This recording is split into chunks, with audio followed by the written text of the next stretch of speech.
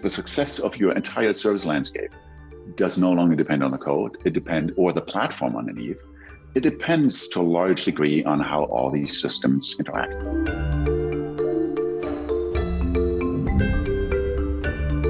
Welcome to UpTech Report. This is our Founders Journey series. UpTech Report is sponsored by TerraLeap. Learn how to leverage the power of video at terraleap.io. I'm excited today for our guest, Tobias, who's based in Menlo Park, California, CEO and co-founder at Glasnostic. This is part 2. Excited to have you back, Tobias. Good to have you on. Glad to be back.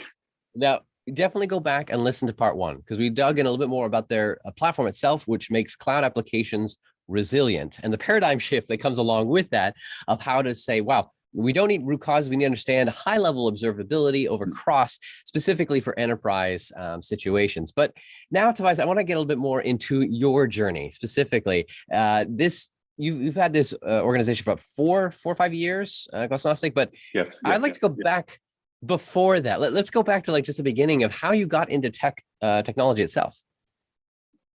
Oh, that's an interesting story because my background is in music. I'm a classically trained musician, more specifically composer. Then got sucked into digital sound synthesis.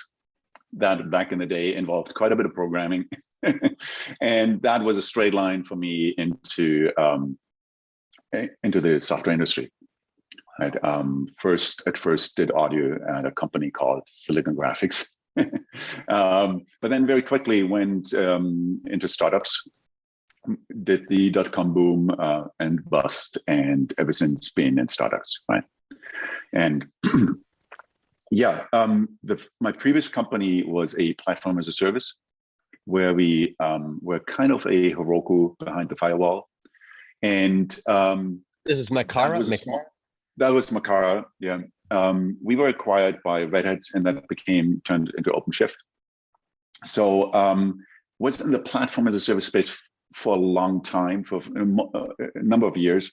Always thinking, isn't it odd that we do platform as a service when, as a developer and as an architect, I want to have maximum flexibility of what I can do, right? If I see, it's kind of, reaching a scaling limit towards this set of services over there, I want to be able to, insert a cache, my cache, and not just what the platform offers me, right? So I always thought it was a mismatch between what platform does and what the need of the developer actually is. And I always thought that, hey, the platform, the path to beat is actually AWS, right? 500 Lego blocks at that time, 5,000. So always thinking about, aren't the applications that we're writing increasingly not these little dingy web server plus database things, but aren't they actually way more complicated than that, right? And it became very apparent that, yes, we still see these two-tier things, but they're all connected. Because guess what? That application calls into that application. Each of these applications is just simply a service. Right? So that was even before microservices. And then kind of light bulb went off is that as you continue that, it's no longer a matter of writing the code. The success of your entire service landscape does no longer depend on the code, or the platform underneath. It depends to a large degree on how all these systems interact. Right? That's really the reason why we founded Glasnostic. So it's a fascinating journey. Don't think I've heard anybody else tell me a similar story of starting music and then being able to go to programming because you're audio programming, but then being able to start your own first company, Makara, but then seeing this opportunity of where things were headed. If you had to give a word of advice based off of your experience, but also the knowledge that it does change when it comes to funding and being able to get investors and folks on board with the vision, what would that be, that word of wisdom you'd share? I think ultimately in funding or in sales, you're looking for these wow moments. So you need to be able to get a wow reaction, not from everybody, but from 1% of people you talk to and that are meaningful for your audience, venture capitalists or customers. And then you need to zero in on these wow moments. Why is it wow? Right? So there needs to be an opportunity, not just for the venture capitalist, but for the customer, right? Oh, this sounds interesting. What are you talking about? Management. Well, I haven't thought about this yet, right? Or this is amazing, right? I wish I had this last year when we had this, about, whatever. These kind of moments you look for, and then you need to zero in there. I think ultimately that's the recipe for success.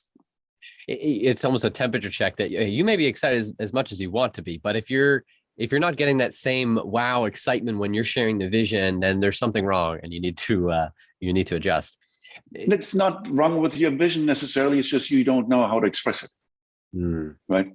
It's the being able to tell the story properly. Now, one thing is getting the funding. The next, though, is selling it to the customers. And you've in both cases for both of your companies, has it always been enterprise?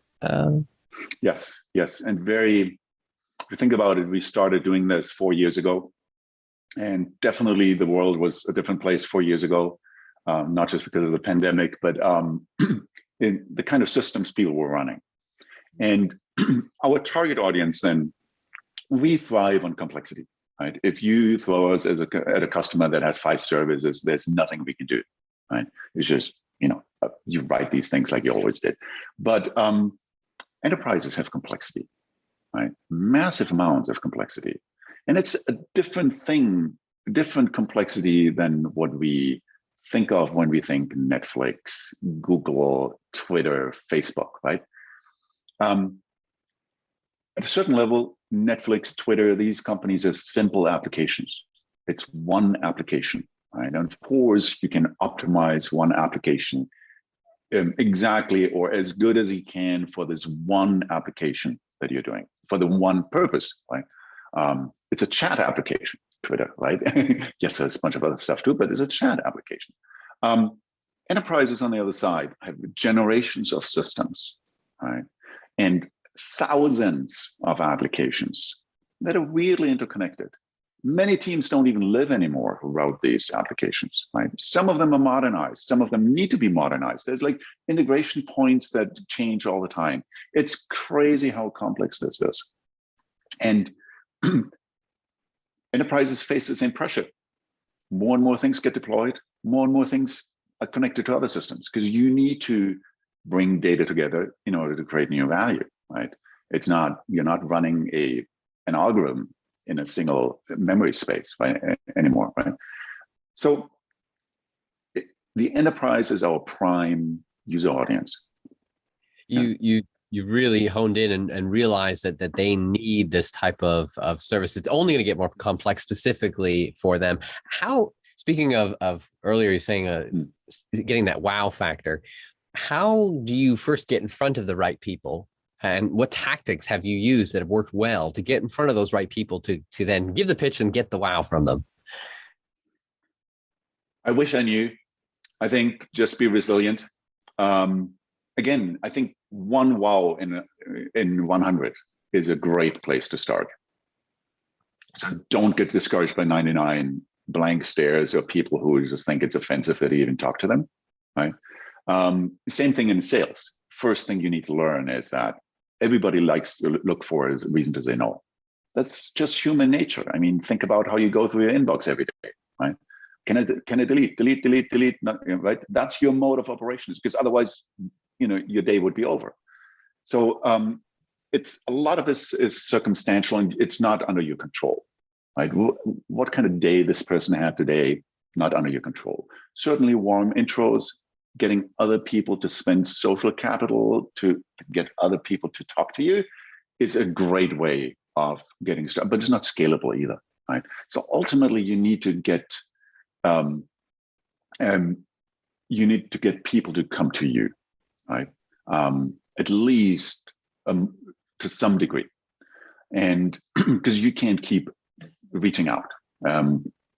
It's just too much noise. It's too difficult. And you can't even learn from that because you don't know why these people say no. So I think that's something you need to get.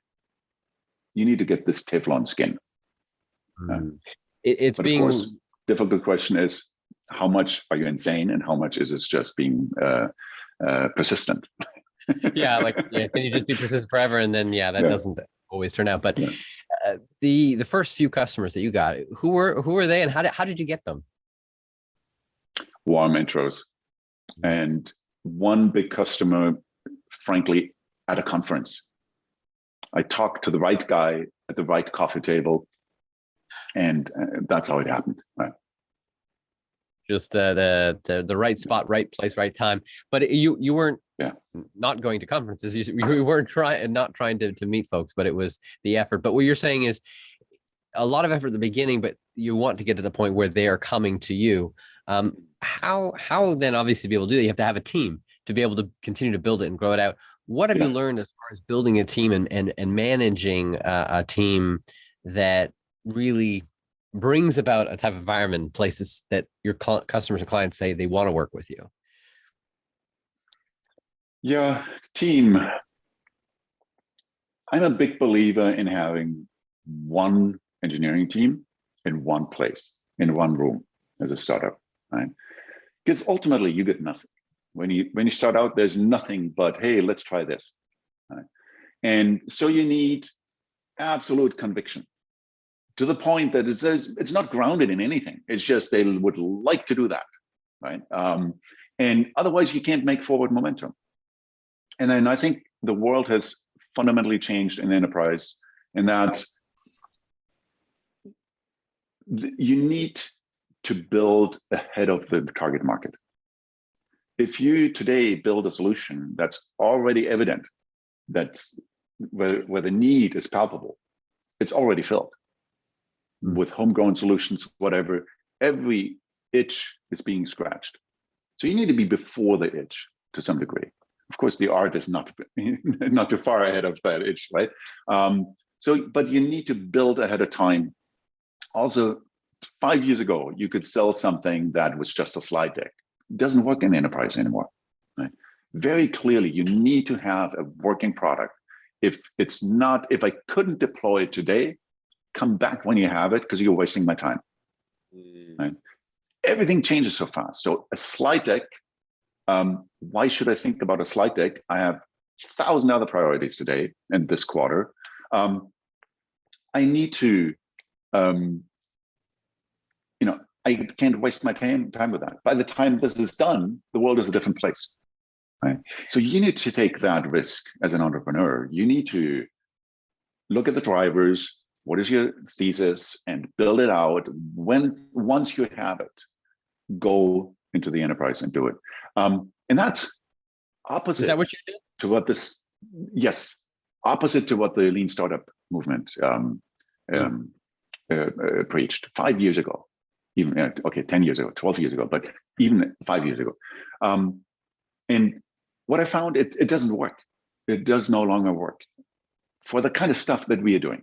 It may work if you have an ancillary application that fixes some issue that you have that's not that important to whoever you're talking to.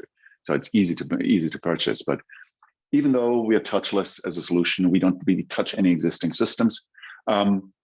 We're just a bump on the wire. We're looking at wire signals and manage that way. It's fundamental enough that it's an involved purchase process, right? It always involves a POC that requires time on the buyer side, and it's a multi-month process, right? And that kind of stuff is not being done with just a slide deck. Of course, we also worked with design partners. That's the other side of it, right? You have to have friendly partners who might become customers, but really interested in a solution like that, right? And because you can't just sit at home and think of these things. Define just how you use the design partners a bit more. So design partners are people who are really excited about what you want to do and said, yes, I want to spend personal time. That's how it starts. Personal time on trying this out in our whatever crummy under the desk environment, right? This is a person that's in your target in the target company, right? You don't think about the fact that this might become a customer at some point. but you're trying to apply this to what they're doing in their business. And then you learn with that. You learn, oh, this is not really helpful. This is helpful. This is good. This is a wow. Okay, let's focus. Let's follow the wow. And that way you just build these guys up. Now that takes time. And of course, anytime something takes time, the world is changing. Your champion may be leaving, right? Somebody else comes in, some other business problem comes up. There's thousands of distractions every month, right? So not every design partnership, informal design partnership works out, but it's essential for you to building it. How long did it take you from getting the first funding round to getting it built and that process in between? What did that look like? 2 years. And I think that's a function for how much money you throw at your idea and what your read of the market is in terms of how quickly you can scale sales. If you feel you're still in the early adopter phase, it doesn't make sense to throw a lot of cash at it, right? You just want to identify who are your most important customers and work on converting them one by one. And then once you're past the early adopter phase, that's when you scale up. Because if you don't, you're going to burn out of cash, right? So it's I think managing time is the most critical skill at that point, right? Ultimately, it's a market hypothesis. You need to measure how the market reacts. For you as a leader, how have you continued to grow and learn? Are there any books, podcasts, audiobooks that you enjoy or would recommend? It's very eclectic. I'm reading books. I'm reading blog posts like everybody else. I think YouTube is a fantastic resource for, hearing other luminaries talk or whatever, right? Developers, right? There's so many conferences going on now these days. So you can have a educated conversation in a podcast, right? I think it's an amazing source. And yeah, it's really very eclectic. There used to be a lot of coffee meetings with trusted advisors and friends and acquaintances. That's kind of gone. But there's Zoom now, right? I think it's important to be diverse. For you, how does your typical day look like? Because I'm always curious. You mentioned earlier, time is one of our most precious resources. So, in a typical day, what does it look like for you? So, typical day is our engineering R&D is all in Taipei. So, 15 hours ahead, I'm catching up on the day what they did.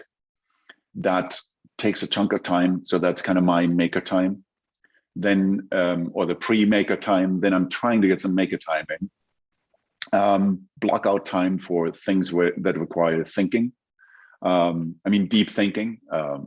And then in the middle of the day, I'm trying to have a break because then towards the evening, towards the late afternoon, and Taipei wakes up. So that's another touch point. And then it continues into the evening. But that said, I think it's so easy to fall into a habit. So I'm actually I have set aside 15 minutes a day where I review whether what I'm doing is actually what I should be doing, right? Because otherwise it's a certain habit that you get into. Oh, I wake up, I do email, blah, blah, blah. And whether it's worth your while or not, right? So there's a review process that I'm trying to pretty much religiously every day to go through. So at the beginning of the day, you look and say, is my regular routine of today actually an accurate one? Should I be spending my time here or adjust it? Yes, I think I should do this at the beginning of the day. Most of the time don't get to it till the afternoon. Yeah. As the reality of just life as it sets in. For you, if you had to look back to either the beginning of this company 4 or 5 years ago, or your first company, and you could give yourself a word of wisdom, advice, and just go back and tell yourself something, what would you say? Tell myself before first company, Mm-hmm. single word of wisdom. Stress. I think as technologists, we estimate the importance of getting a product market. And by underestimating, I think we underestimate this by a factor of probably 3 or 4 magnitude. Substantially. As coders, as developers, it's a very comfortable place, right? You get to your computer, you have a nice, beautiful, large screen, crisp fonts. You've set up your terminal like your living room, right?